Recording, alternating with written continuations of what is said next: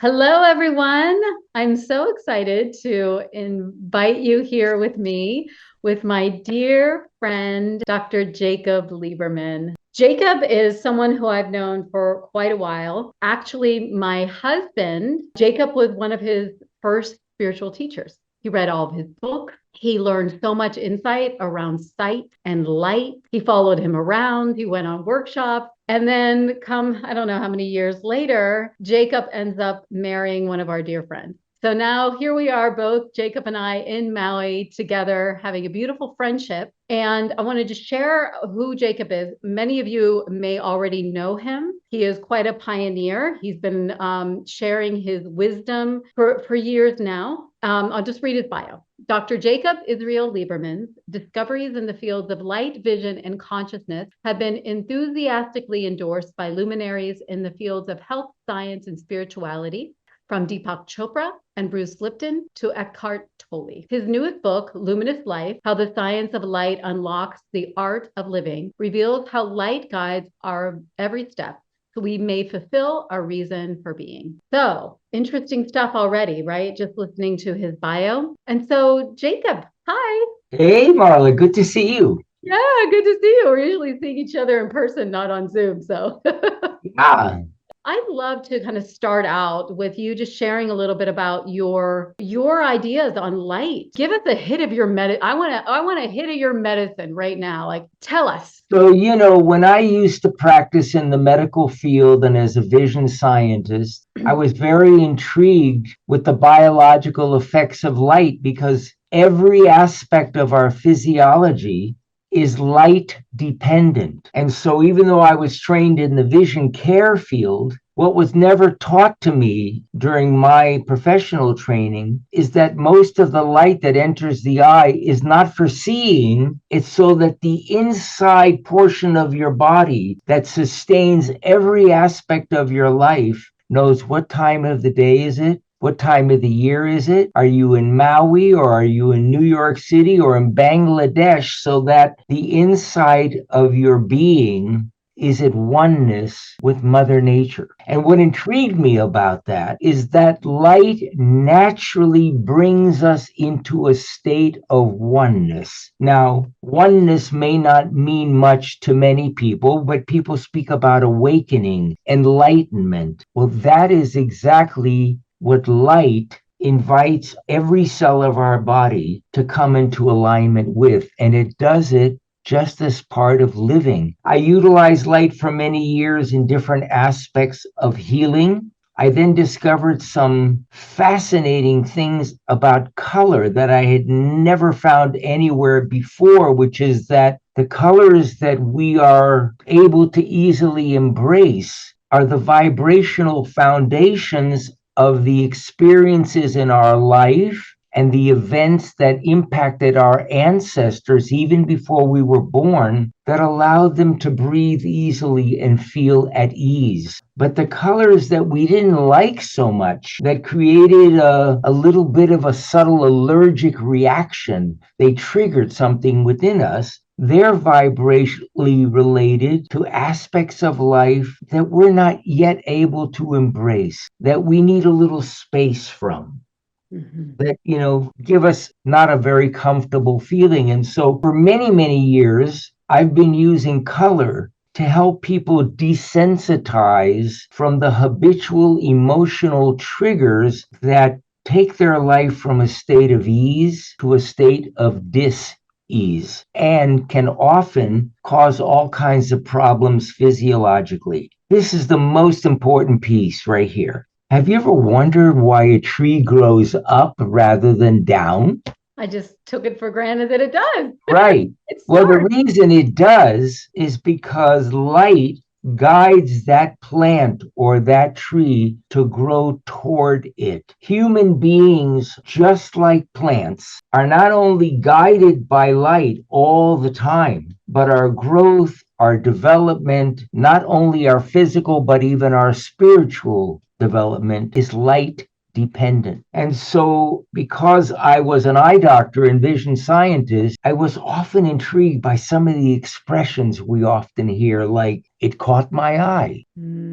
what caught your eye and why does something catch our eye? And then all of a sudden I had a revelation. The light that guides the tree to grow up and fulfill our reason for being, its reason for being, maybe to create apples or bananas or shade, that same light is guiding every step of our lives.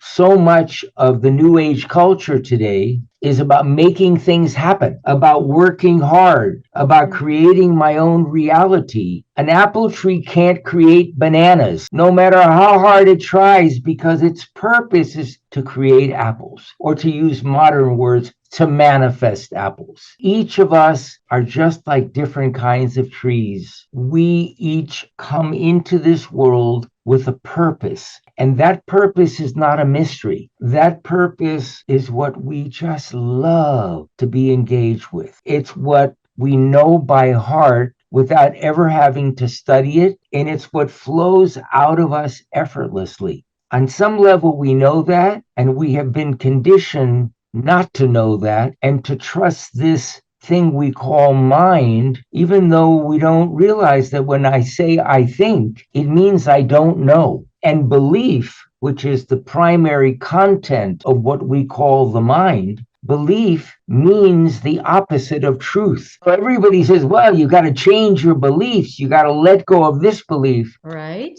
Beliefs are momentary things created within what we call the mind. It's not my mind. It's the mind that is like an archive of everything that has occurred and our compensations for it and the compensations of our ancestors throughout time. The mind is a mask, a persona. It's who we think we are. But who we actually are is not the persona or the personality.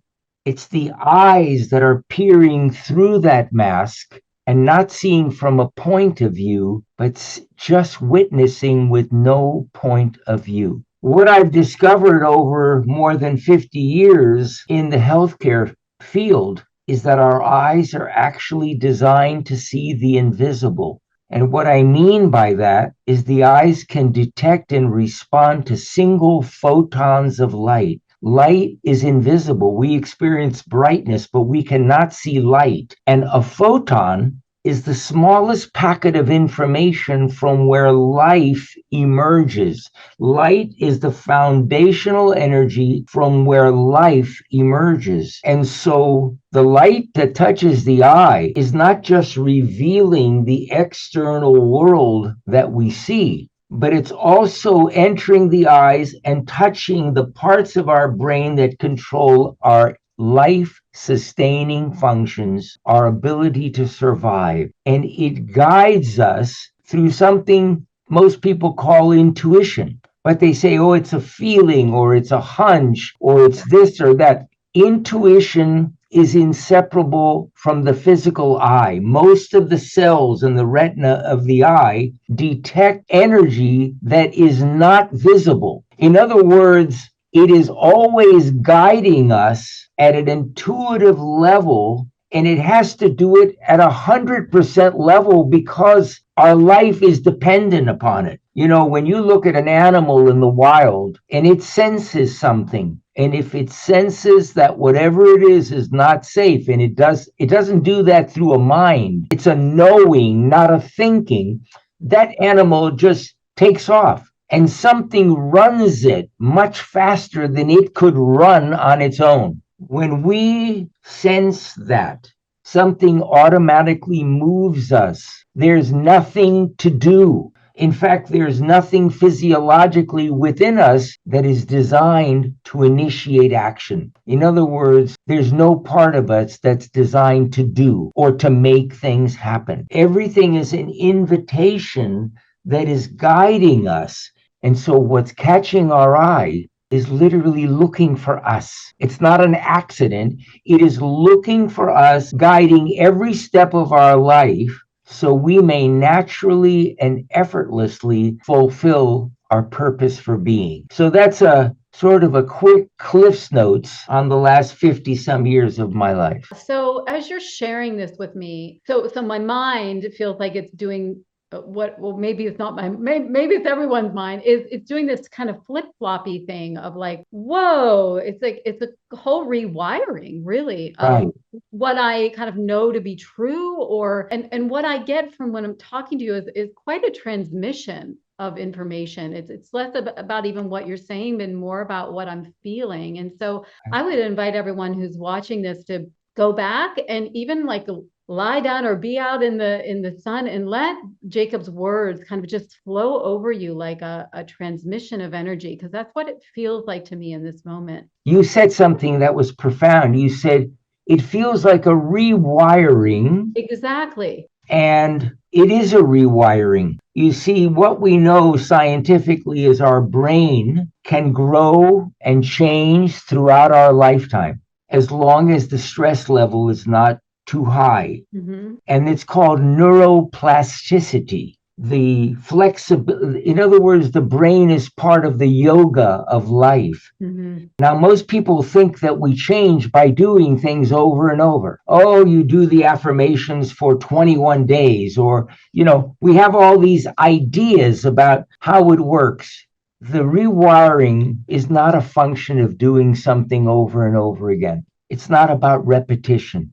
It's about an epiphany. It's about seeing something without any filters. It's unfiltered awareness. Mm-hmm. Now, many spiritual practices speak about this as mindfulness, but it's not. It's mindlessness. It's literally we see something in a way we have never seen it before, or we hear something in a way we've never heard it before, and it stops everything in our tracks, and our brain literally begins to rewire itself in that moment. Yeah. So, what your words describe precisely what's actually going on, and why that occurs perhaps is very much inseparable from a very old biblical expression. I said before that belief means the opposite of truth. The biblical expression says, the truth shall set you free. The point being that when we experience something, when there's no filter to, it's unfiltered by any thoughts or ideas, it's a direct experience.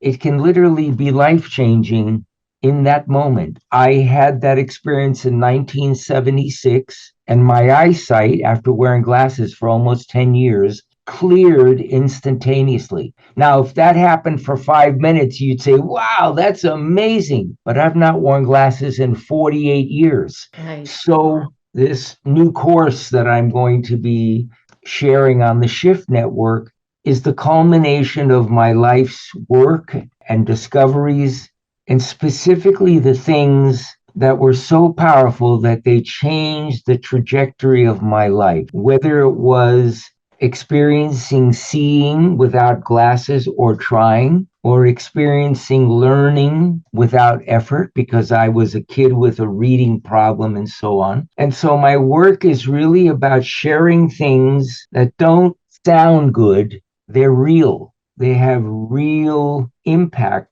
And the reason I know that is I've had the wonderful pleasure of interacting with more than 50,000 people in relation to their vision, their state of life, their things that they would like to expand in. And essentially, I realized something. We've all become successful at everything except life. And so as I am learning this journey of life, along with everyone else that I know, we get to walk that same path at the same time and hold hands and share with each other discoveries that we've made that really, really touched us. Yeah. And so that's what my work is about at this time of my life. And that's who I am and what I hope to share. Yeah, well, I've had the pleasure of going back to what Jacob said before and pulling that out, which was the color therapy. Yeah. And Jacob led me through that whole process, which looked like putting on these glasses with different colors in them. And I was working with a piece of myself of, I think it was just an anxious piece or a stressed or I can't remember right now because it's not here anymore. You know how you have that thing that's like really in your face, and then all of a sudden it goes away and you forgot that it was even there. That's what this process did for me with playing with these and this whole system that Jacob has with color. And what I found with it, and Jacob had touched on it, you put the glasses on and it's fascinating. It's like I would put certain colors on and my body would squirm. I literally felt like uncomfortable. And then there were other colors that made me just feel so at ease. And so there was this process of, for me, I'll just share that the process was finding a sense of safety within all the colors. And something happened. I'm a seeker. I'm someone who's growing and looking, and I'm searching inside of myself. And I do think there are so many technologies, this one being a big one, that allows us to heal without having to go and talk about our traumas all the time. There's such a thing with that, right, Jacob? It's like regurgitating our trauma. And what I'm hearing and what I got from it was literally a clearing. I don't know, like it's fascinating. It's really fascinating. I've never really experienced something like that. And so what I'm getting from you and what you're saying with the light and the color is, and this rewiring, setting us up for being the truth of who we are, which is a being of light who is here to learn and grow, meaning up towards the light, as light. We hear these expressions, being of light, and we say, oh, that's just spiritual woo-woo, or it's metaphysical, or that. No, it's a fact. You know, we live in a part of the universe called the solar system. Solar system means of or derived from light. We literally are creatures of light. We cannot live without it. We respond to it in the same way as plants do. And just as a plant that was put in a closet would eventually just stop growing, or a plant where you limited part of the sunshine would also, certain aspects of its nature would not develop. The same is exactly true of human beings. Keep in mind, we're all light deficient. We've become an indoor culture. We spend all day under artificial light looking at screens, very often the size of our hands, and we don't realize the huge impact that it's having upon us. Because, you know, to give you an example that will hit home, most of us have been led to believe that the energy that the body needs to function, for all of the cells to repair themselves and all that, is related to the food we eat. So there's a huge focus. It should be organic or raw. You should be vegan,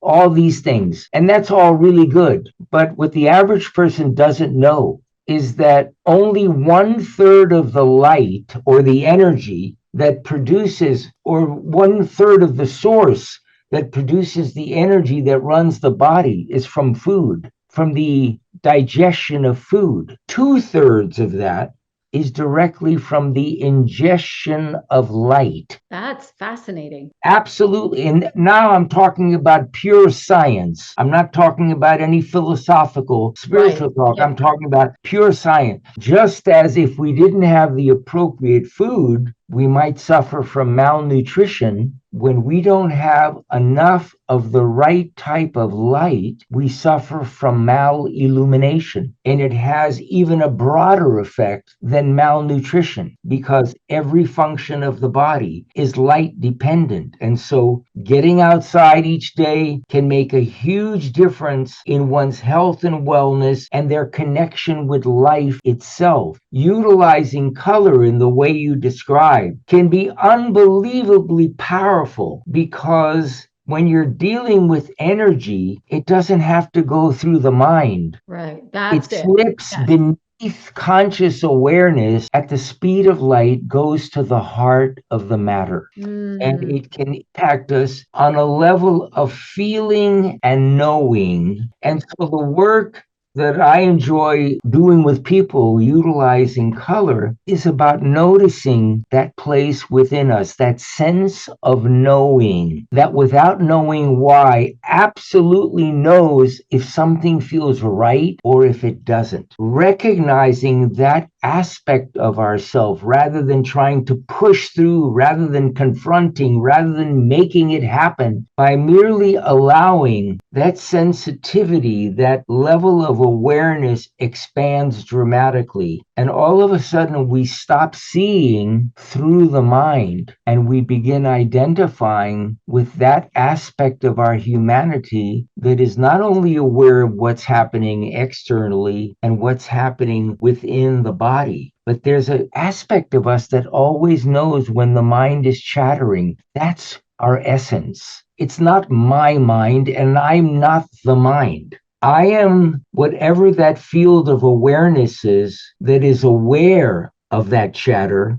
and doesn't see it from the place of point of view. It sees it from no point of view. And so that space is unconditionally accepting. In physics, they call it non-local consciousness. It's a state of non-duality. It's a state of oneness. When that we begin to identify with that essence, then what we experience visually is seen through the eyes of God, not through the eyes of beliefs or what I want or what I don't want. It's seen from a place that just notices all that is, that guides us from that level of seeing, and that moves us in whatever way we need to be moved. And so, to give you an example, Can I ask you a question about it? And of maybe course, you can answer it, because what I was going to ask you this question. I feel like you're answering it, right? And so the question is, so for people that are listening, and a lot of people that are here with me or struggle with, issues with food or body image, or just striving to grow and coming up against what these ideas of beliefs, or they're looking in the mirror and not liking what they see, or they're looking at their right, life and they're not liking what is showing up, right? And they're in right, it. They're really, really in it. And what I feel like you shared a medicine in that. And once again, I'm going to go back to the transmission of like the medicine of this is begins to rewire ourselves. I feel that in my body as you're sharing. And to those people who are in this moment struggling, and if you were to give them some of a step or an idea, like what they could do right now to cut that chatter, I think that's what it is. I think it's the chatter that gets in the way of the actual light and the true essence coming in. right. Let me answer that in a few different ways. Yes, please. The key is to befriend yourself Oh, I haven't heard of that concept. and to befriend yourself, both pieces. So you spoke about the person looking in the mirror. They see a reflection of themselves. Mm-hmm. And one befriending of yourself is falling in love with the perfection of that reflection. That's number one.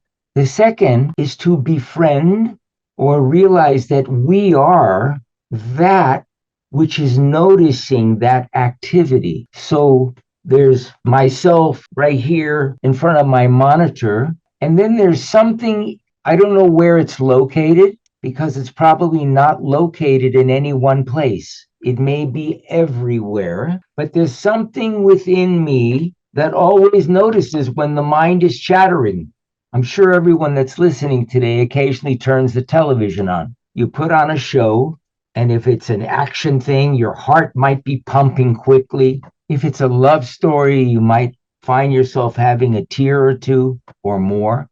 If it's a sad story, you might have certain type of feelings coming up. And so that happens because you're observing something, you're watching something. The show is over, you turn off the television, you go to bed. You never go to bed thinking that you're the television. You know that you are the observer. The mind is a translation tool. The mind, or the chatter we hear, comes from the language center on the left hemisphere of our brain. And it's a translation unit. To give you an example, and for those that are listening, Marla's son and I have a special relationship. And the way we often spend time together is we go together to one of our favorite restaurants that has really good pizza, and we eat pizza together. Now, when you look at the menu, it says pizza, but the word pizza doesn't have anything to do with the experience that Aspen and I have when we bite into that piece of pizza or put a little extra pomodoro sauce on it.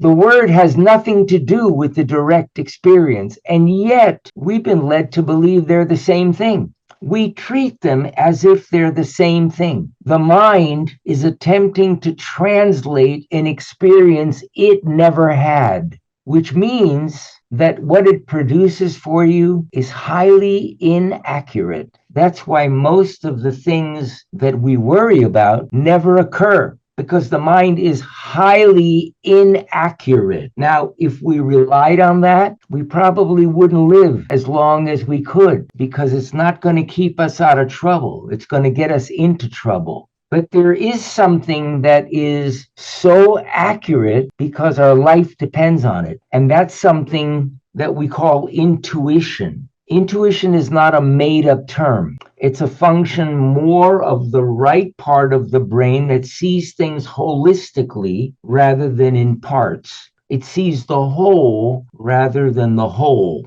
The point I'm making is once you realize what mind is and what it isn't, and you realize that our essence is not the mind, our essence is that set of eyes that notices when the mind is worrying. And by the way, worrying is what it does almost all the time. Thinking is just a fancy word to make it seem like it's some highly intelligent function. It's just worrying. It's, I want things my way, because it's a little uncomfortable for me to be living in the question. So how do we escape that? The first thing is that you have to begin to notice each time you notice that the mind is chattering. And then just take a breath and see if you could realize that you weren't the chatter. You're the noticer of the chatter. Most of the chatter is not me having an internal conversation, which occurs for all of us at times. Most of the chatter is self-produced. It's just like an audio tape that's just continually cycling over and over again in response to any number of things. You know, there's an old expression, what you don't use, you lose. The other half of that is what you use grows.